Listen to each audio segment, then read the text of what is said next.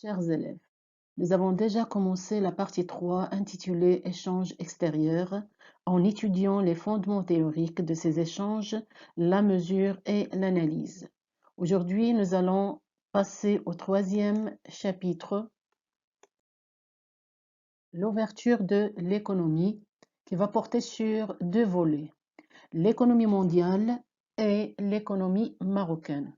Alors pour le premier point, nous allons voir la nature et l'évolution des échanges internationaux, pôles et zones d'intégration régionale, et enfin, institution de régulation des échanges internationaux, l'OMC.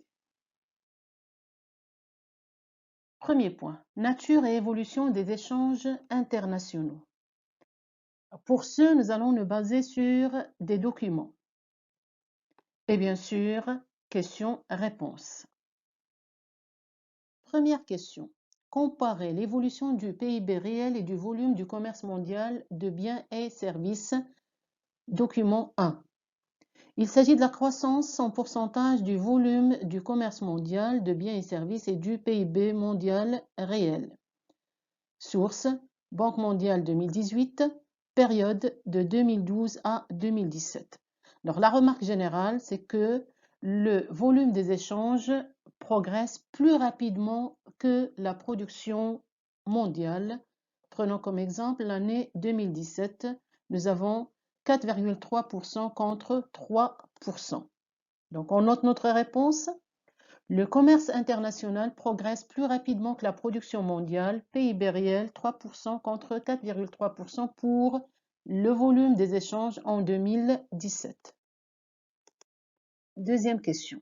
Relevez les éléments qui font l'objet des relations économiques internationales, documents 2, 3 et 4. Document 2, croissance des exportations de services commerciaux. 3, exportation de marchandises par groupe. Et document 4, investissement étranger direct dans le monde. Donc, on peut déjà souligner les éléments qui font l'objet de cet échange. Nous avons services commerciaux. Puis, nous avons les marchandises. Et enfin, l'investissement étranger direct. Alors, nous avons déjà 3 éléments, mais il ne faut pas oublier que nous avons déjà vu certains éléments au niveau des échanges en général. Il s'agit des revenus primaires et secondaires. Donc, notons, les relations économiques internationales portent sur les marchandises, et nous avons quelques exemples au niveau du document 3. Produits manufacturés, produits agricoles, produits minéraux, etc. Deuxième, les services. Là aussi, nous avons certains exemples au niveau du document 2, tels que tourisme, transport, communication. Et les capitaux, c'est le document 4, l'investissement direct étranger, les prêts, les investissements en portefeuille. Nous avons déjà vu la différence entre l'investissement étranger direct et l'investissement en portefeuille. Et le dernier élément, les revenus primaires et secondaires, déjà vus au niveau des échanges extérieurs. Troisième question. Interpréter le classement des types de produits exportés dans le monde, document 3. Alors, la structure des exportations de marchandises par groupe de produits en 2017 est la suivante.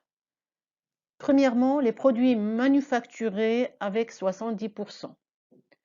Suivi des combustibles et produits miniers, 15%, et en troisième lieu, les produits agricoles, 10%, autres, 5%. On note, en premier lieu, les échanges de produits manufacturés et en second lieu, les échanges de combustibles et de minéraux et enfin, les échanges de produits agricoles. Donc, l'échange international de marchandises traduit clairement les échanges de deux grands secteurs de l'économie. Le secteur primaire avec les produits agricoles, combustibles et miniers et le secteur secondaire avec les produits manufacturés. Quatrième question. Commenter la structure du commerce international par secteur géographique, documents 5 et 6. Document 5 visualise les exportations dans le cadre des accords commerciaux régionaux ACR en 2017. Document 6, les principaux exportateurs et importateurs des marchandises et des services commerciaux en 2018. Déjà, la première remarque, au niveau des marchandises, les premiers exportateurs sont la Chine, suivie des États-Unis d'Amérique. Pour les services commerciaux, les premiers exportateurs sont les États-Unis d'Amérique, suivis du Royaume-Uni. Pour les marchandises, les importateurs, les premiers sont les États-Unis d'Amérique, suivis de la Chine. Et même classement pour les États-Unis d'Amérique, la Chine. Le document 5 confirme cette tendance, c'est-à-dire que le commerce international est dominé par la triade. Il s'agit de l'Europe surtout occidentale, l'Amérique du Nord et l'Asie. Une remarque à faire, c'est l'absence de l'Afrique. Si on revoit le classement, alors nous avons l'Afrique du Sud classée 39 au niveau des exportations des marchandises. Et pour les services commerciaux, nous avons la Nigeria, classée 37.